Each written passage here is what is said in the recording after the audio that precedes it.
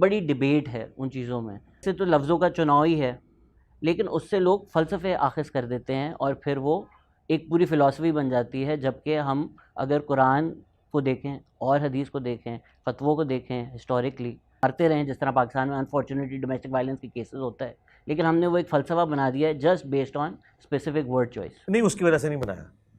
قرآن میں جو ڈائریکٹ حکم لکھے ہوئے ہیں ان کے بھی خلاف مسلمان چل رہے ہیں، تو قرآن کا اس میں کوئی لینا دینا نہیں.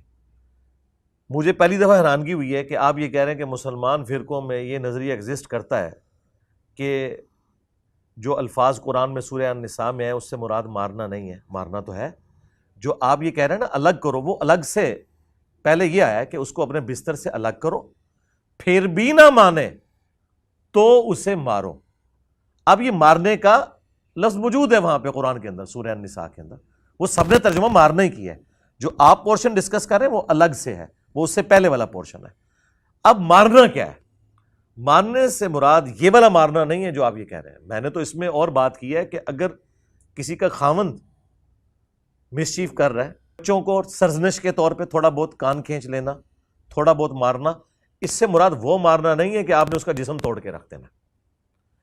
اسلام اس مارنے کی اجازت دیتا ہے، اور مجھے کوئی آر نہیں ہے کہ میں خام خواہ ایک لیپا پوتی کروں اور قرآن کو بدل دوں کہ نہیں مارنے کی بات نہیں کرتا، مارنے کی بات کرتا ہے. ٹھیک ہے، اسلام جو ہے حدود جاری کرنے کی بھی بات کرتا ہے.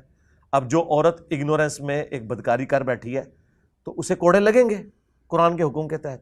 ہاں اگر اس کے ساتھ بالجبر ہوا ہے، میاں بیوی کے ریلیشن شپ کے اندر اگر عورت نافرمانی کے اوپر اتری ہوئی ہے اور اس میں الفاظ ہے صراحتاً بے حیائی پر اتر آئے، تو مجھے بتائیں بے حیائی کون برداشت کرے گا؟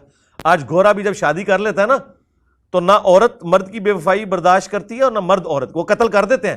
یہ اسلام نے بڑا رحم کیا کہ قتل نہیں کرنا بھائی، زیادہ سے زیادہ سرزنش کرنی ہے، بستر سے الگ کرنا ہے، کیونکہ عورت کو ایک بڑا تکبر ہوتا ہے کہ مرد میرے بغیر رہ نہیں سکتا. تو کچھ دن کے لیے عورت کو بستر سے الگ کریں، اس کے بعد بھی نہ مانے تو ماریں. یعنی یہ اسلام نے بجائے یہ کہ اسے اپنے سے ہمیشہ کے لیے فارغ کر دیں طلاق دے کے اور معاشرے کے اندر انارکی پھیل جائے، اس میں یہ ایک چھوٹا سا سلوشن رکھا ہے. اس میں مارنا پیٹنا وہ نہیں جو یہ چولہے پھٹتے ہیں، چہرے پہ نشانات پڑتے ہیں، اس کی پوری تفصیل آئی ہے. اور اس میں یہ ہے کہ چہرے پہ بھی نہیں آپ نے مارنا. بخاری مسلم میں حدیث ہے کوئی شخص چہرے پہ کسی کو نہ مارے.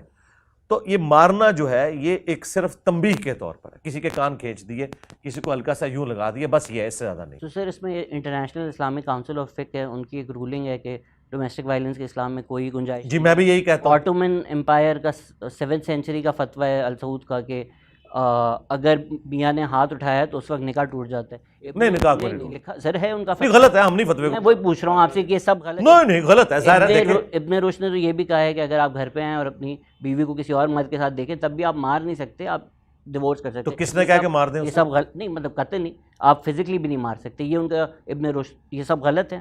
ٹھیک ہے. اب دیکھیں یہ بدکاری والا ایلیمنٹ آپ نے جو بات کی ہے نا، اس کے بعد تو بخاری مسلم میں ہے کہ طلاق کروا دی جائے گی، لیان والا معاملہ ہوگا، تو بالکل نہیں مارنا چاہیے. آپ کی وہ اب بیوی نہیں ٹھیک ہے، آپ اس کو چھوڑ دیں، اس کے بعد آپ اس کے اوپر کوئی ایسا معاملہ نہیں کریں گے، نہ اسے قتل کریں گے، نہ اسلام میں آنر کلنگ ہے. آپ نے ڈومیسٹک وائلنس کی بات کی، ہم نہیں مانتے اس وائلنس کو، یہ والا کام نہیں ہونا چاہیے جو کچھ ہو رہا ہے. لیکن میاں بیوی میں اگر یہ والے تھوڑے سے معاملات ہیں، سرزنش کے طور پہ اگر کوئی کر لیتا ہے، جواز کی حد تک ہے، اور وہ یہ والا وائلنس نہیں ہے جو آپ یہ بات کر رہے ہیں. یہ اسی طریقے سے جیسے ایک باپ یا ایک ماں اپنے بیٹے کو یا بیٹی کو سرزنش کے طور پہ تھوڑا سا مار لیتی ہے، یہ وہ والا مارنا ہے، یہ دوسرے والا مارنا نہیں ہے. اور یہ ہم کو کسی کو ترغیب نہیں دلا رہے میرے بھائی. میری شادی کو آلموسٹ یعنی آپ سمجھ لیں 17-18 سال ہونے والے ہیں، تو میں نے تو کبھی اپنی بیوی کو نہیں مارا، نہ اس نے مجھے کبھی مارا ہے. اس میں سنت میں بھی کوئی واقعہ نہیں آتا نا، نہیں آتا نا، وہاں تک نوبت ہی نہیں آئی ہے، نہیں ہونے سے. اس میں تو آیا آیا کہ، کہ اور میرے خیال سے الترمذی میں بھی لکھا ہوا ہے کہ he is best among you who is best to his wife. جی بالکل ٹھیک ہے، ایسا ہی ہونا چاہیے.